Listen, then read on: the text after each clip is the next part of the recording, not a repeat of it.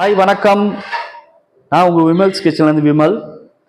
இன்னைக்கு நம்ம ஒரு அருமையான மீன் குழம்பு செய்ய போகிறோம். அதாவது என்னன்னா, அரைச்சி வச்ச நெத்திலி மீன் குழம்பு. ஒரு டிஃப்ரெண்ட் ஸ்டைலு டேஸ்ட் குழம்பு. வாங்க எப்படி செய்யலாம்னு பார்க்கலாம். ஃபர்ஸ்ட் நம்ம இப்போ வந்து மீன் குழம்புக்கு வந்து அரைச்சி வைக்கிறதுக்கு ஃபர்ஸ்ட் என்னென்ன பண்ணுமோ அந்த ஸ்டெப்பு பட்டுடும். ஃபர்ஸ்ட் நல்லெண்ணெய் ஒரு 50 ml நல்லெண்ணெய் ஊற்றிக்கிறேன். பூண்டு ஒரு 10 to 15 பல் பூண்டு சேர்த்துக்கிறோம். அது கூடவே கருவேப்பிலை கொஞ்சம், இது அது கூட ஒரே ஒரு சின்ன துண்டு இஞ்சி ஒரு வாசனைக்காக. இப்போ என்ன செய்யணும், சின்ன வெங்காயம் வந்து ஒரு 20 பீஸ் அளவுக்கு சின்ன வெங்காயம், சின்ன வெங்காயம். ரொம்ப பெருசாக இருக்குன்னா ஒரு 15 பீஸ் போட்டுங்க.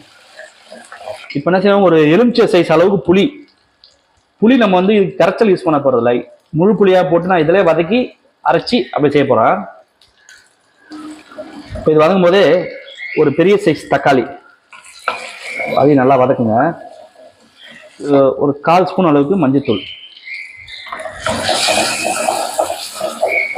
அடுத்தது வந்து தனி மிளகாத்தூள், ஒரு சின்ன ஸ்பூனில் 1 ஸ்பூன் அளவுக்கு தனி மிளகாத்தூள் கலருக்காக.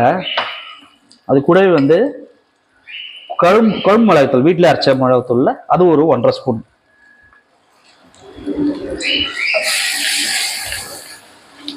ஒரு கொஞ்சமாக தண்ணி, அது அடி பிடிக்காம இருக்கு.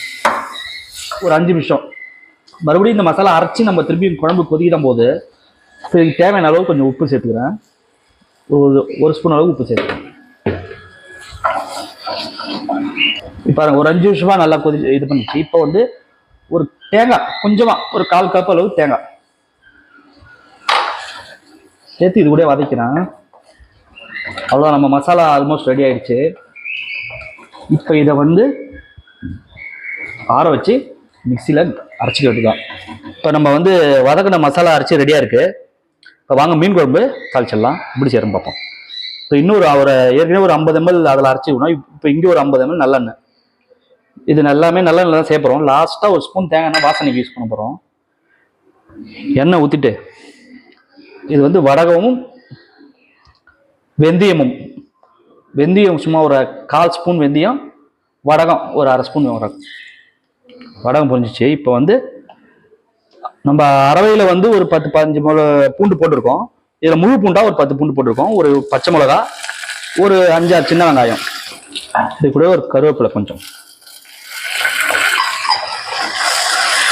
இது ரொம்ப சிம்பிளான ஸ்டெப் தான். அது 2 ஸ்டெப் தான். ஒரு ஸ்டெப்பு வந்து நம்ம அரைச்சோட மசாலா அரைச்சிக்கிறோம், ஒரு ஸ்டெப் டைரெக்டாக தாளிச்சு இது பண்ணோம். அந்த புளி கரைச்சல் அதெல்லாம் தேவையில்ல, டைரெக்டாக நம்ம புளி அதில் வரைச்சிட்டோம், அப்படியே பண்ண வேண்டியதான். ஈஸியான ஸ்டெப் தான் இது.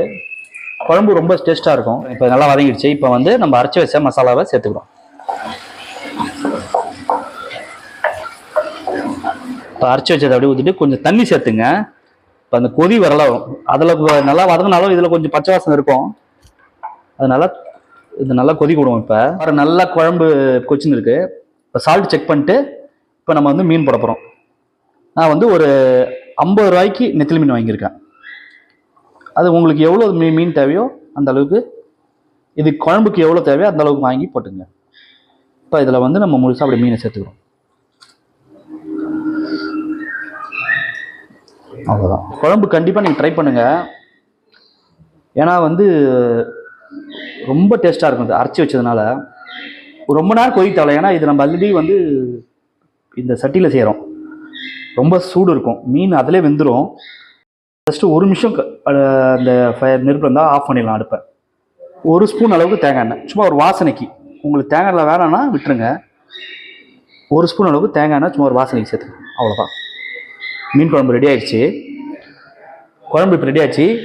நான் எப்படி டேஸ்ட் பண்ணி எப்படின்னு சொல்கிறேன். ரொம்ப அருமையாக இருக்குது. அந்த அரைச்சி வச்சதுனால அந்த ஃப்ளேவரு, இந்த மீனோட வாசனை சூப்பராக இருக்குது. குழம்பு கண்டிப்பாக ட்ரை பண்ணுங்கள். நன்றி.